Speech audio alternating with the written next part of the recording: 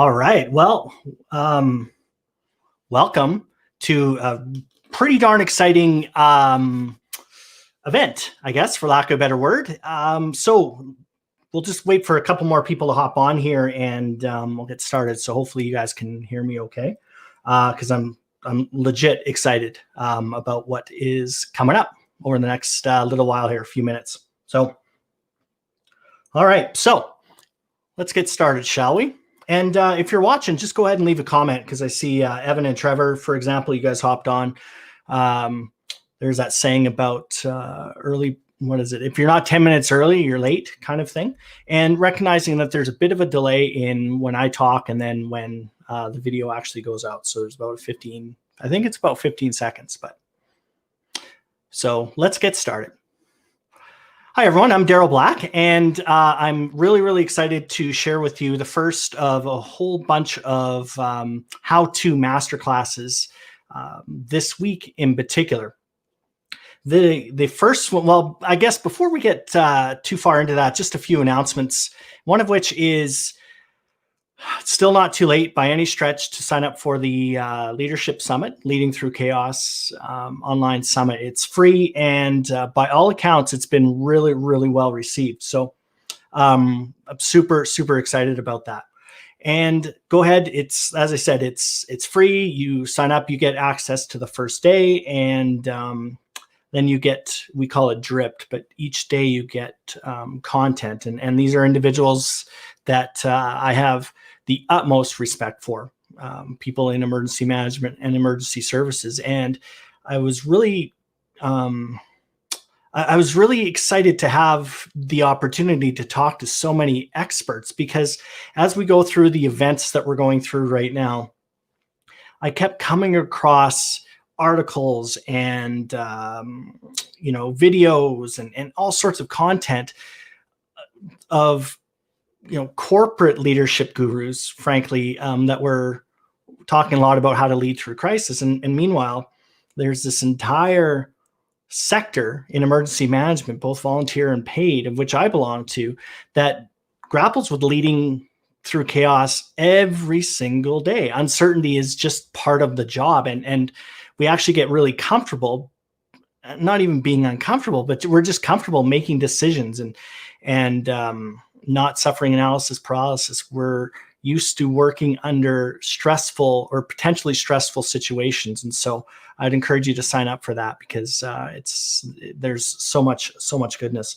And the other thing too is subscribe to my Leading from the Inside Out podcast. And it's essentially where personal development meets leadership, or where they converge. And so I've really been wondering about, kind of how to mix those two together. And for those of you that have taken the transformational leadership program previously, you see that there's a lot of, on the inside out kind of thing. And the inside is all personal development. So really leaning into what that looks like moving forward. And in fact, this particular video is exactly in line with where we are going with regard to working on the inside. So without further ado, let's see if this works. All right. So we are going to be talking about an incredible model that, oh man, I can't speak enough of how important and how critical this model is. And it's designed for basically all of us, frankly, all of us. And if we can master this model, it's called the self-coaching model, and it comes from a whole bunch of different people, but I use it in high pressure leadership situations. And a lot of people over the years have not just me, but have spoken about myself and colleagues, whether it be personal or professional, when we're dealing with these high pressure situations, whether it be hurricanes Katrina or Rita, or Pine Lake tornado, or Canada's two largest disasters and hundreds of search and rescue missions. People are always kind of interested and curious with, for instance, my ability to just treat information neutrally, and circumstances are just circumstances. And I'm excited to share the model that I've used, and it really reflects a universal truth. But an example would be just in this story here, where we have Hurricane Katrina, and this is just north of Gulfport, Mississippi. And so it was plus 40, between actually 42 to 45 degrees Celsius. And our job, us Canadians, we were attached to a U.S. National Guard unit. And our job was to go into low-income housing, government-sponsored housing, and do an assessment. We call them welfare checks and reconnaissance. And these individuals literally hadn't had any external help to this point. No external contact or anything like that. So that was our job, was to go in there and help them out, or see what they needed, essentially. So the picture here is of a swimming pool. No surprises there. But as we're walking to assess different properties, it's myself and another individual from the National Guard, just a great big man, frankly. And he's walking behind me, and we just get this waft of crap, smell of shit. And it's like hitting a brick wall, frankly. I'm like, oh man, what is that? And around that same time, the National Guard gentleman I was with was like, he starts yelling ahead of us. And we're walking up to this swimming pool that you're seeing here. And there's a bunch of kids around, and they have a couple of wheelbarrows and white 5-gallon buckets. And he's like, no, don't, you can't do that. You can't do that. I'm like, so I look at him. I'm like, hey man, I'm like, what's going on? He's like, no, that's shit. That's shit. I was like, what? So as we continue walking up, I see a lot more clearly what's happening, what's going on. And what was happening was the fact that, keeping in mind that post-hurricane, utilities, infrastructure, all of those other things are damaged, if not totally incapacitated. So what was happening here of this property here, I don't remember. I think there was probably 130 or so kind of units kind of spread out. It's probably more, but that number just comes to my head. And so what was happening there, in the absence of running water, is the occupants, the residents of the various units, were defecating and peeing into a white bucket and leaving it outside their door. And then these kids, I'm guessing age, young kids, like 8 or 9 to 13, maybe something like that, they would be going around with the wheelbarrow, and they would be collecting the buckets and putting the buckets in the wheelbarrows. Then they'd wheel the wheelbarrows down and dump them into the swimming pool.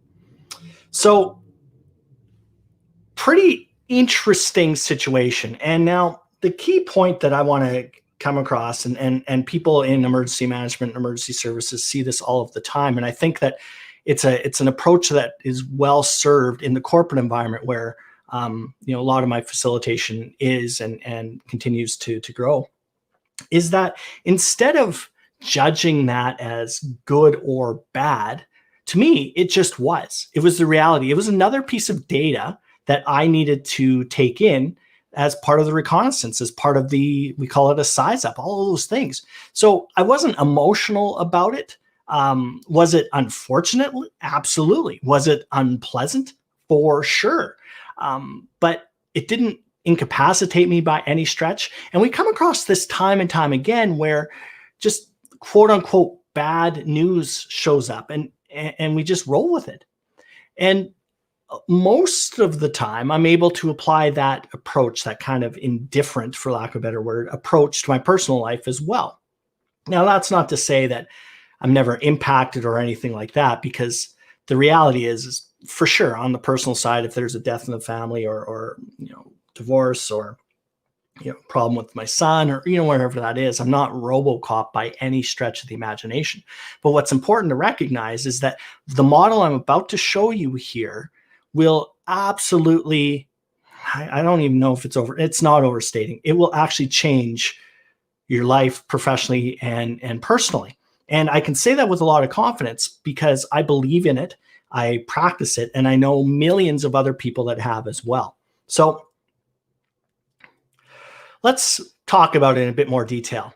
It's the self-coaching model. And the advantage of this model is that it is actually just based on universal truths. It's not based on, theory or academics or anything like that. It is actually a universal truth. And as we go through the model, you'll really see what I mean by that. And I first saw the model from an individual podcast that I listened to. Brooke Castillo is her name, and she talks a lot about the self-coaching model. And I came across the model again with one of my mentors, Colin Boyd. And so I started to really deep dive more into this and recognize that it is absolutely foundational. And just like many other people have said, it's a universal truth. And if you can, again, kind of realize that, and as we walk through, it will make a lot of sense for you. So the model starts with circumstances, and we'll get into a bit more detail around what that is. But essentially, circumstances are just that, circumstances. They are neither good nor bad. It's just data.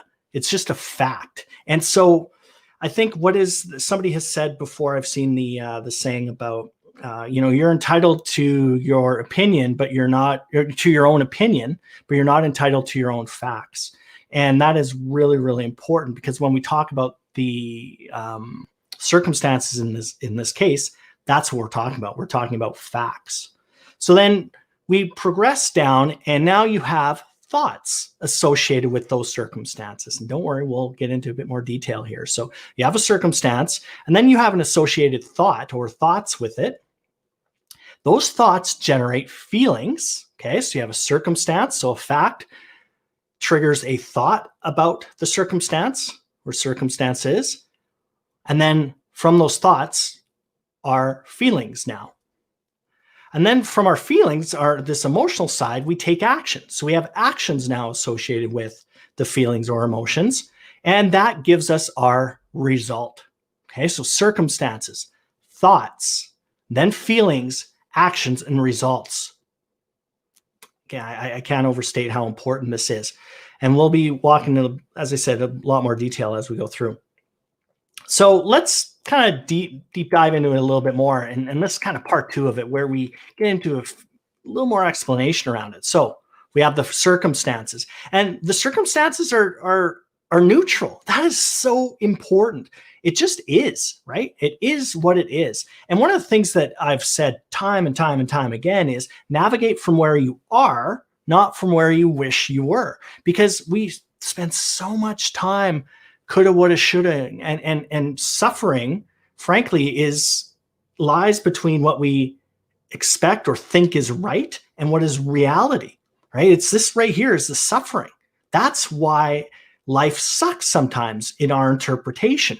And that's why we feel so bad and miserable a lot of times, because we grapple with this. Well, it shouldn't be this way, or I wish that. Well, it is what it is. Navigate from where you are, not from where you wish you were. So circumstances are neutral. That's it. And that is such a foundational element of the model. So we don't attach any meaning to it at all yet. So then we get into the thoughts, which is that next part of the circumstances. After the circumstances, now we have a thought. Typically, it's a single sentence like, this happened, well, that sucks, or I hate that, or, that's going to be painful, whatever that is. So it's not a long kind of, paragraph by any stretch, but you have a circumstance, which is a fact. Then you have some thoughts associated with that, typically a single sentence. And then from the thought becomes a feeling attached to that thought. And so really, really important to see how this is starting to stack up and how they're all interrelated. So then once we have our feelings and then there's an emotion attached to it, we take actions associated with those feelings. So if you're feeling sad, okay, and we'll talk actually about what words to use even, but if you're feeling sad, you'll cry, you'll mope around, you'll be miserable, whatever that is, right? So the circumstance, there's a thought or thoughts around that. There's a feeling or feelings associated with it, like in the emotional side. And then the feelings drive your actions. And then, lo and behold, now you have results. And guess what? it all starts on the circumstances and the thought part. See how it just cascades? Now, that's both good and it's bad. So think about it. If your initial thought is bad, and I'll use quotes because, again, we'll dive into that a bit more, then that will drive your feelings. Your feelings drive your actions, and your results speak for themselves. They're a result of the actions. That's the negative, but we can actually use this power for good, for example. So something that's really, really important in this model is that if you change the words, you change everything, right? And it's really, really important, because when we say that sucks, or that's terrible, or that's bad, or that hurts, or that's painful, that really triggers all of those things. It triggers you have that thought, and then there's a feeling associated with it, then there's an action, and then there's your result, all from that initial thought and attaching negative words to it. Now, I get it. You can turn that around and be positive, but this is very, very powerful in terms of empowering yourself, taking control, and self-mastery. And as you know, one of the cornerstones of my transformational leadership method is self-mastery. Because if you can't control what happens on the inside, you can't positively influence or execute anything on the outside. So it all starts with that circumstance and that initial thought. And I can't overstate that. And the words matter. Words really, really do matter, because your subconscious isn't interpreting anything. It's a really important point. Your subconscious is just reporting. It's just absorbing. It's getting imprinted, right? It's imprinted. So it doesn't see anything as positive or negative or good or bad or anything like that. It just is. It's just the facts. It's black and white. Now, it's the other part of our brain, a couple other parts. There's an emotional part of our brain, which is the limbic system, which attaches meaning and emotions, all those things. But by the time when it gets into that subconscious, it just is. It just simply is. So if we can change the words we use, then that's the imprint that goes onto the subconscious. Now, here's one of the important points, and this is a subconscious thing. And this is my son, Hunter. It looks like he's plunging to his death, but I can assure you this is in Disney World. And so I've seen the picture hundreds of times, and I still laugh. And I laugh because he's seen this picture obviously a number of times too, and he laughs too. And even as soon as it happened on the ride, I think this was Splash Mountain. They show the picture in the lobby there. So we waited, and sure enough, this was the picture, and man, did he laugh too. So clear conscience when I'm showing this. So the point here is bad or negative descriptions, people want to move away from it. And because we're wired to avoid pain, right? That's just part of our DNA, which kind of makes a lot of sense, doesn't it? So if we're attaching negative descriptions to things like bad, painful, stressful is a big one. There's just a natural tendency to avoid it. And if we avoid it, then we're actually losing the opportunity to process that feeling or that emotion. And that's really, really important. So we go from a state of reacting to a state of responding. And that's empowering as well. So that's one of the reasons why we want to avoid very sharp sounding negative words, if that makes any sense. So another thing that's really important to think about is what we call a confirmation bias. And a bias is this confirmation bias. I'll talk about it in a bit more detail, but essentially there's 101, they're called cognitive biases, about 101 of them. And they are biases that are part of our subconscious. And what happens is there's a processing that happens by the subconscious when it takes in information, and it automatically kind of applies these filters or these rules to it. Remember, the subconscious is just black and white. So there's a lot of things that cognitively we don't even recognize happening in this subconscious. So an example here would be a confirmation bias. And what this is, and you see it all the time once you know what you're looking for, is you will now see facts, or at least you'll interpret facts, you'll interpret situations, you'll interpret life based on your preconceived ideas and notions around that. So an example would be, let's say that, my buddy Evan's, he's a good guy and everyone says he's a good guy, but so he does something. And from the outside, maybe it's not super, super good, okay, whatever it might be. Well, if I have a confirmation bias, I'll actually see the positive in that. Right? I'll be, well, yeah, but he's a good guy. He was kind of forced to do that. I totally don't blame him.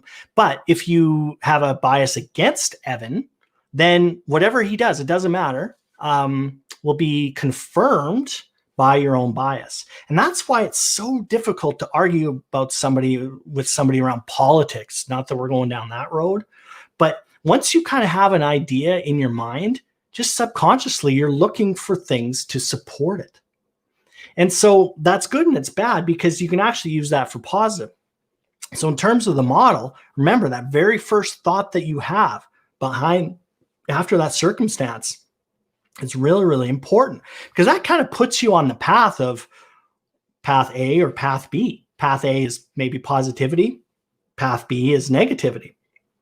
So confirmation bias isn't necessarily even bad. It just is, right? It just is. But if we recognize it, then we can actually use it to our advantage. So when I talk about the language around that thought, right, we're spending quite a bit of time on this thought layer here, and then we'll walk through some examples here in a second, but we call it reframing. And so instead of using words like stressed out, pissed off, angry, hurt, you name it, then you want to reframe it as an something. And there's some reasoning for that, and we'll talk about it. So you are uncomfortable, right? So when we get into now the feeling part, where we've gone from the thought, now we're getting into the feeling part. You're uncomfortable. Maybe you're feeling it's unpleasant, or it's unsettling, for example. So the difference here is when you're when you're using words to describe your feelings, your emotions, think about it.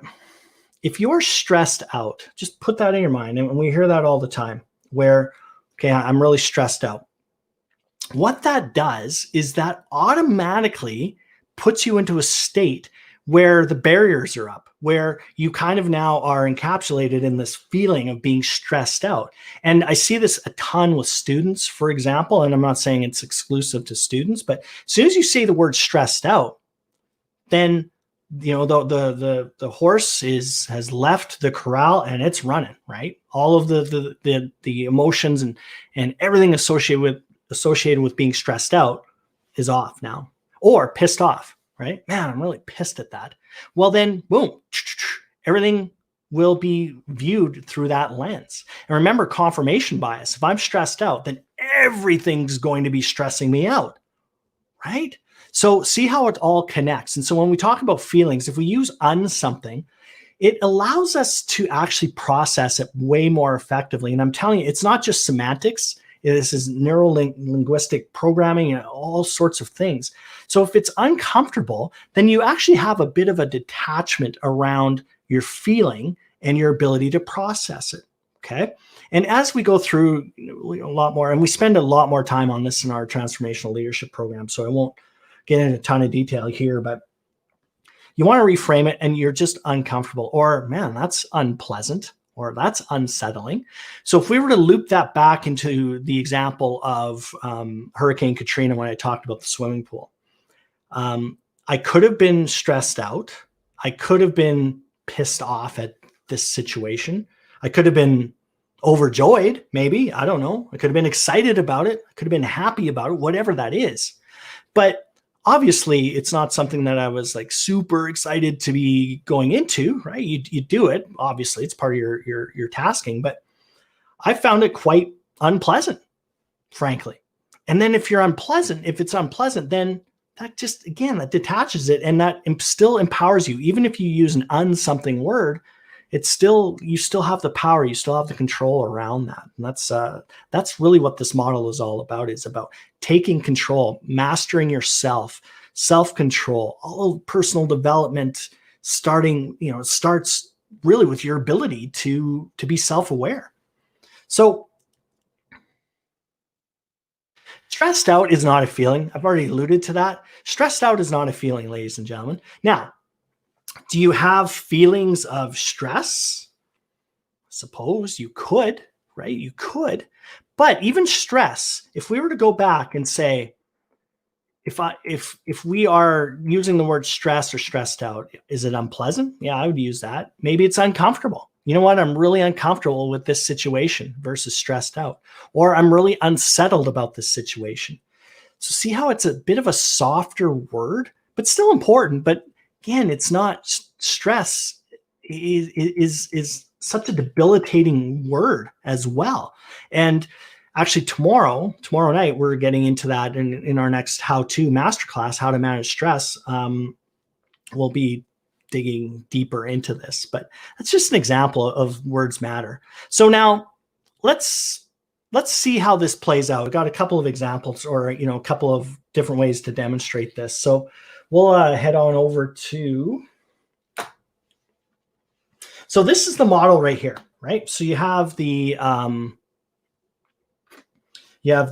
circumstance. So let's take a look at this. So oh yeah, something to keep in mind. Sorry, is that further to my confirmation bias discussion. This is what happens, right? So we have a circumstance. This just happens.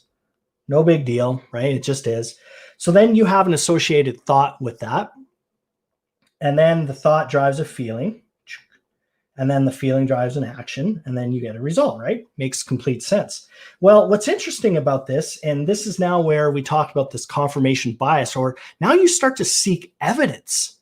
This is the crazy thing. Your subconscious actually starts to seek evidence around this. So now if you have that initial thought, and then there's a feeling, and then everything just starts to compound based on that right there, the initial thought, which is like crazy, but crazy good if you know how to control that initial thought around the circumstances. So remember that your circumstance is just a fact, right? It's just a fact.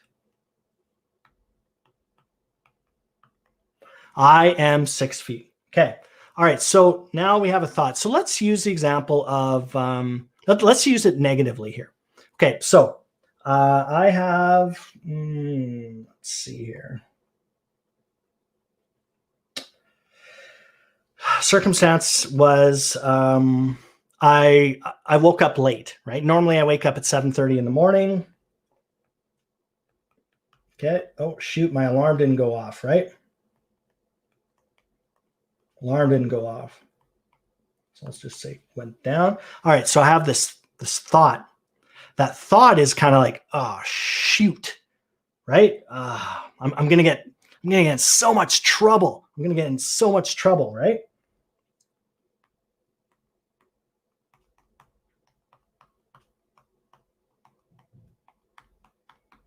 Maybe I'm going to lose my job, right? If this is kind of a chronic thing. All right. So then that's the thought. And now there's a feeling associated with that, right? So I woke up late. My alarm didn't go off. I'm in trouble now. Then there's a feeling of stress, right? You're stressed out. But remember,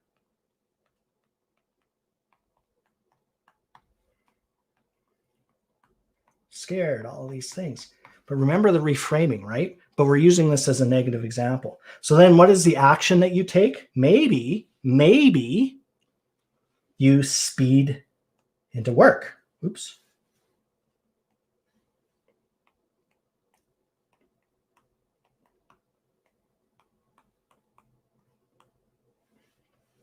Maybe then you end up with a ticket, right? You get a speeding ticket. Man, and it all started, it cost $250, right? $250 Canadian is only about $5 American. So it's probably not that hefty of a thing, but just as an example. Or maybe the result is a few other things where the result could be, maybe you're kind of running behind the whole day, right? Running behind the whole day.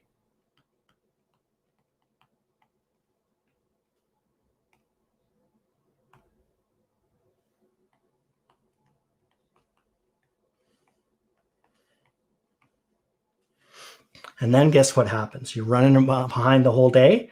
And now that just now becomes the new circumstance, right? So the interpretation is that you're running behind all day. And then your thought that you just get in this cycle. And that's why if we have a shitty day to start, how many times do we think to ourselves, of course this happens, right? I got a flat tire going into work, and then it just got worse and worse and worse and worse from there. Well, remember, confirmation bias says that we are actually subconsciously looking for things that already support our perceived ideas or our ideas or perception of a situation. Okay. All right. So now let's turn this around now. Okay. So you can see that circumstances, it just is. So let's say now we can actually use it. Okay. So I woke up late.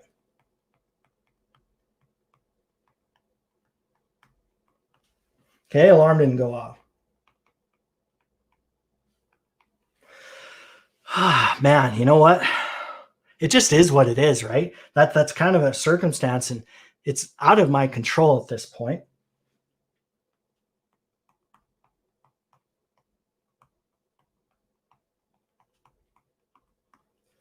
Right? It is.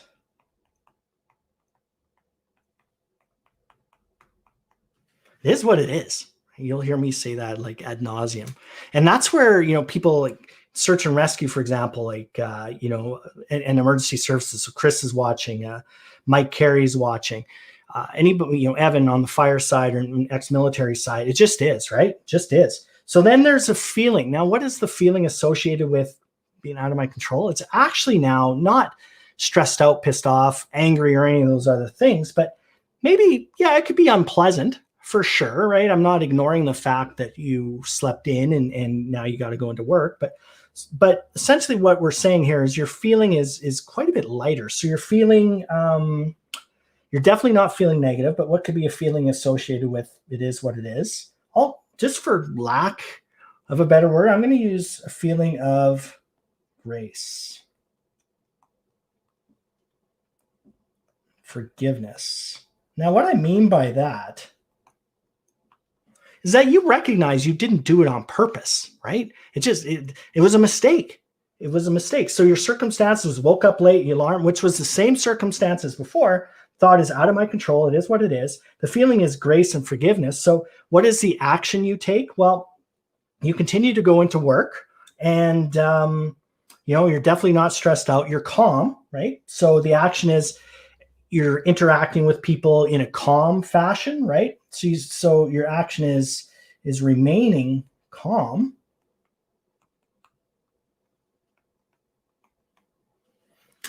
And the result is basically now calmness, no stress, and you'll have a day. You'll have a day. So see, these are, it's a very, very simple example here, right? You woke up late and all those, but suffice to say, it all starts with that circumstance and navigate from where you are, not from where you wish you were. So here we go now. Let's take a look at this and let's turn this thing. Let's turn it around. And this is where the true power of this model comes from, where the circumstance, the thought, the feeling, the action, and the result. Well, here's something like super, super, super powerful. And this is where the actual power lies in this model. All right, so let's get rid of this. Okay, now let's say that we are going to work from the result first. So from a leadership perspective, let's say the transformational leader that we talk about, your leadership identity. Again, we talk a ton about this in our leadership program. Let's say that the result is, from a leadership perspective, I want to be respected. All right. So what actions will you take? So we've already decided what result we want. You can use this with weight loss. You can use it for anything. So what is the result we want? What action or actions will you take? And so this is now you're working backwards. So the action and actions will be treat team members with respect. Maybe I'll empower them to make decisions. Maybe I will use what we call the power paradox. So you get actually more power by giving it away. You will be a good listener, right? So you'll be actively listening. That will be an action. So then what feeling comes from that? Well, then a feeling of control. Maybe a feeling of pride because you're now able to, now it's not you reacting, it's you're being a lot more proactive, whatever that feeling is, or you're just, you're feeling good.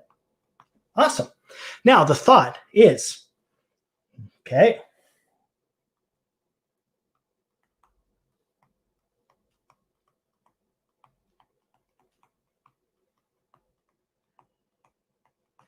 so let's say then that I am a respected leader. Sorry about the printing. This is like, on Jeopardy, I've always wondered why their printing is so absolutely horrific. I now know, because it's like using a thing on an electronic on my laptop here. But anyways, so the thought is, hey, I'm a respected leader, for example. Or it could be, hey, I really like my job, or whatever that is. These are just examples. And then the circumstance could be anything now. So let's say that you have a team member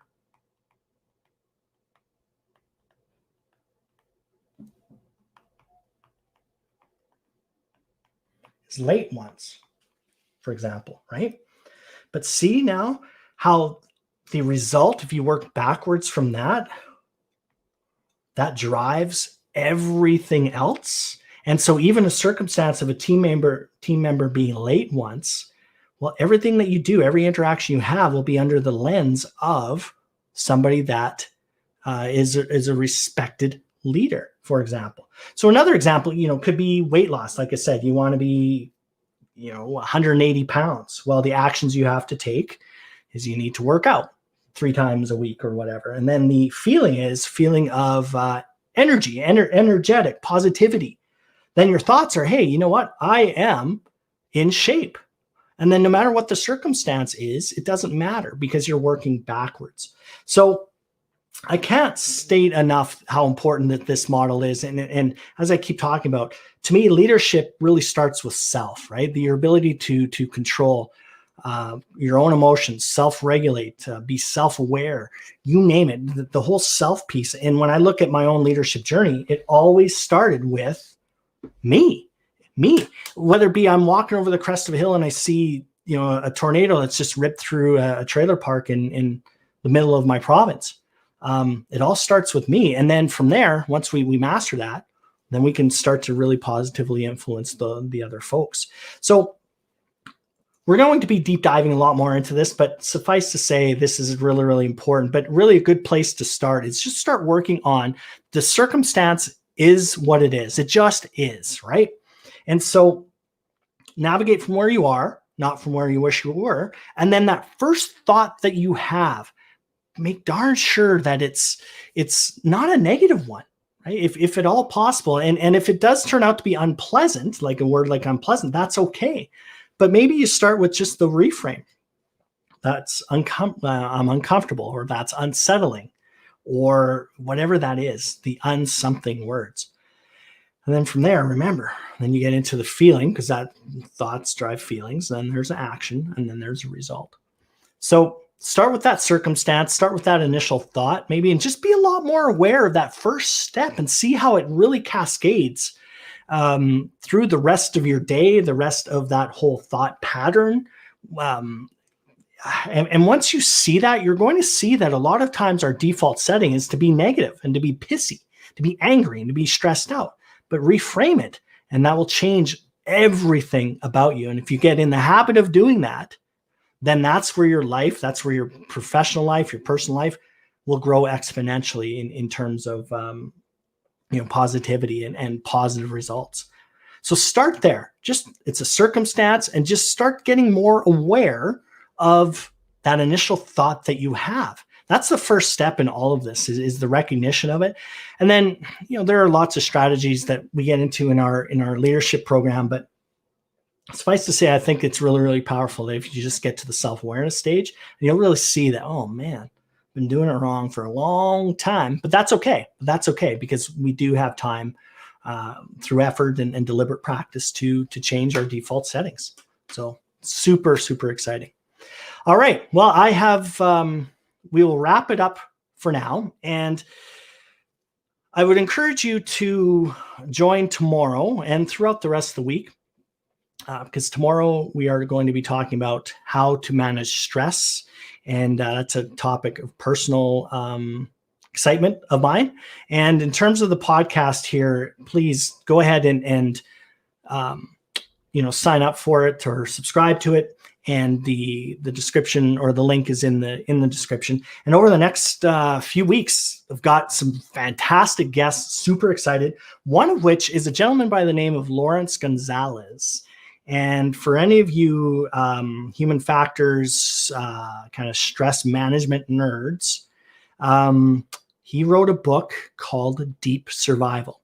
And I'm super excited to have him on board. I'll be talking to him in a little bit. It's going to be a live stream, so you'll have an opportunity to hop on live and ask him questions.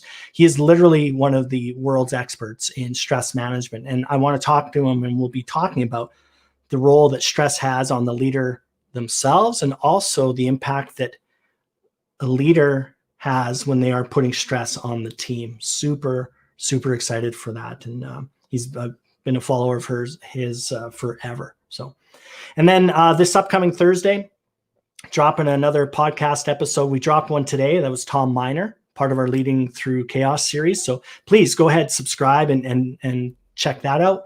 But on Thursday, the episode dropping is how to deliver bad news for leaders, and talk to a super smart woman around how do we deliver those, kind of the bad news around layoffs or fatalities, or you're dealing with an internal organizational issue and you have to, talk about it publicly, for example. So stay tuned for that. But in the meantime, then, folks, thank you very much. If you have any questions, feel free to leave it in the comments and I'll hop on there. But otherwise, I'd encourage you to show up tomorrow, same time, 7 p.m. Mountain Standard Time, and spread the word too. It's not like this costs anything except for bandwidth, but you're already paying for that to watch YouTube and surf Facebook anyways. So what's the big deal? All right. Thanks for watching, everyone. Again, leave any questions or comments in the comments.